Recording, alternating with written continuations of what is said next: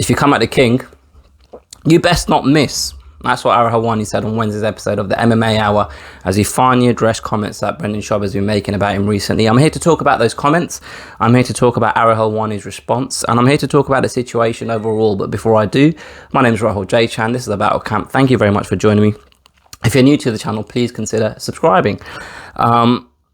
It's quite funny because sometimes in life, when one door closes, another door opens. And on Wednesday's episode of the MMA Hour, it feels as though Ariel Helwani closed the door on the beef between himself and Luke Thomas. I've made a video about that because it's something I'm very glad about. You can find it on this very channel. And then he opened a new door on some new beef between him and Brendan Schaub.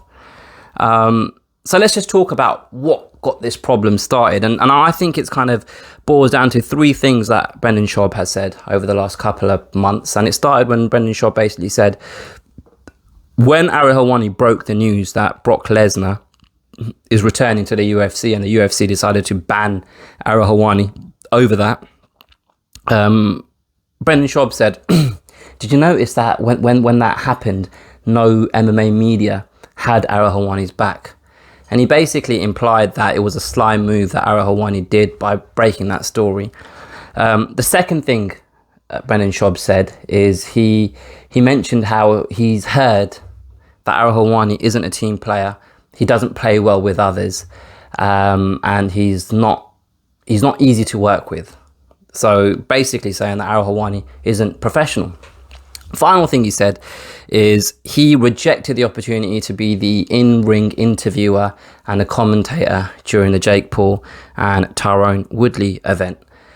And I feel like that's the straw that broke the camel's back from Ariel Helwani's perspective, because I've noticed Ariel Helwani over the last couple of weeks make really kind of thickly veiled references to Brendan Schaub, and I've noticed it on social media, and I've kind of thought to myself, is that in reference to Brendan Schaub? But then I've kind of ignored it, to the point where last week during the MMA Hour, during the Q&A section, I think Ariel Helwani said that he's recently found this. He's recently started looking at Reddit, and he's found this subreddit that he finds really interesting and funny. And I thought to myself, hold on a minute. Hold on. Is he talking about my part-time place of employment, PF Chang's? Is he talking about the Fire and the Kid subreddit? Is that what he's on about?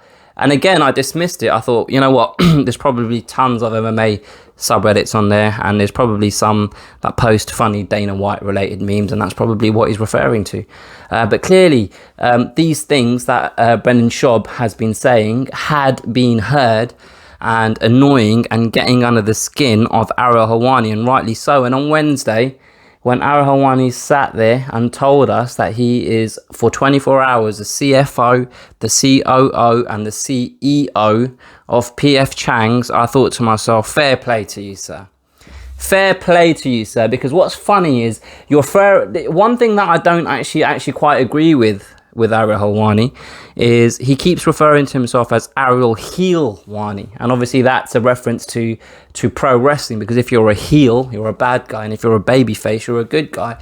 But I'd actually argue that the qualities he showed over the last 3 days, so since Wednesday up until today, are the qualities of a babyface, because he's standing up for himself and he's standing up for what's right. And he's not being sly, and he's not being deceptive with his words. He's not lying like the other party in this whole situation. So I know it sounds good being called Helwani, but he's actually showing the characteristics, in my opinion, of a babyface, because the person that's been saying these things about him without actually providing any proof or evidence to back it up, he's the real heel in this situation. And to be fair, one thing that Ariel Helwani did say on Wednesday is if you stand by the comments that you've made, then show me some evidence for it.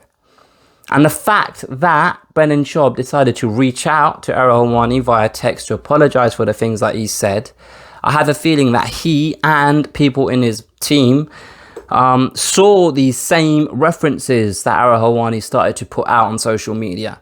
and they saw that actually Ariel Helwani is going to he's going to respond to the stuff that Brendan's been saying. So let's damage control this. Let's stop him from going public. Let's say sorry to him in private. And I agree again with Ariel Helwani in the situation when he said, if you're gonna apologize in private, then you need to apologize in public, because that's where you said these things and made these statements in the first place. Now look, it might be quite contradictory of me sat here now saying to you guys some of the stuff that I've said. Like, you might not, contradictory might be the wrong word. You might think to yourself that I'm not actually being balanced in my opinion, or I'm quite biased towards Ariel Helwani, because I've already told you that I'm an employee at PF Chang's. I've already told you that Fire and the Kids subreddit is somewhere where well, you know what? I don't even go on that subreddit often anymore. Like, everyone on that subreddit started off as a fan of Brendan Schaub and the podcast. And at some point, somewhere down the line, one of them, and most of the time it's Brendan Schaub, said or did something that was, again, the final straw that makes you think, you know what? This guy isn't actually a nice guy.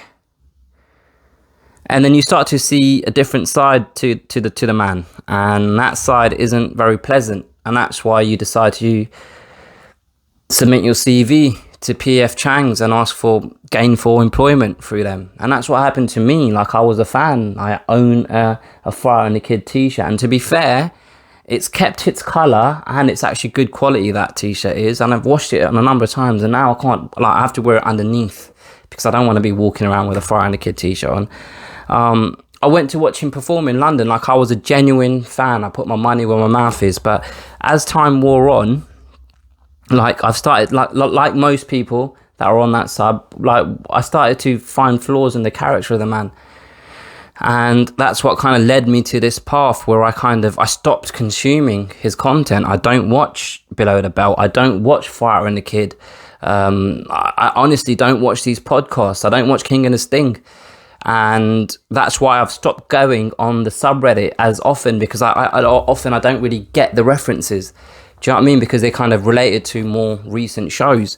But the reason why I'm saying all of this is, like, I think if someone didn't have this history of once being a fan and no longer a fan, and they were just presented both sides of the argument, I think they'd see and agree with Ariel Helwani more so than they would with Brendan Schaub. I've made videos myself about Brendan Schaub and how I don't agree with his opinion on certain things. And I really feel like his attitude needs to change. It needs to change, because this is one of the first times that a prominent figure, someone that actually probably has a larger following than him, has pulled him up on his own bullshit. But it seems to go on every week. Like, if you go on the Reddit after a show, you'll see him say something derogatory. You'll see him say something that's a barefaced lie. You'll see him say something or make an opinion or a judgment about a subject that you know he has no prior knowledge of. These aren't private conversations he's having in his living room. These are conversations he's having for public consumption. And you can't hide behind the fact that, oh, I just tell dick jokes for a living, B. Because that's comedy. Do you know what I mean? That's comedy for you, but you're not doing comedy at that point. You're sitting in that room trying to have a serious conversation, and you're kind of assassinating his character in this situation, and he's actually got a platform to respond to you. But this shit happens literally every single episode. That attitude needs to bloody change. It needs to change. I just don't understand how kind of I don't understand what's going on there when you don't realize that, hold on, I better not say this because people can fact check it. Do you know what I mean? And this is one of the things that annoyed me. This is one of the initial things that annoyed me about the man, because he would talk about boxing with this kind of with this kind of level of authority that he gave himself.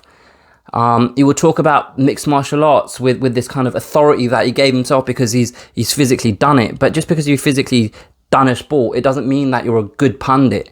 because he clearly never has ever done the work to kind of derive an opinion that he can back up with evidence when it comes to a fighter or a disagreement between Dana White and a fighter, or kind of a boxing disagreement.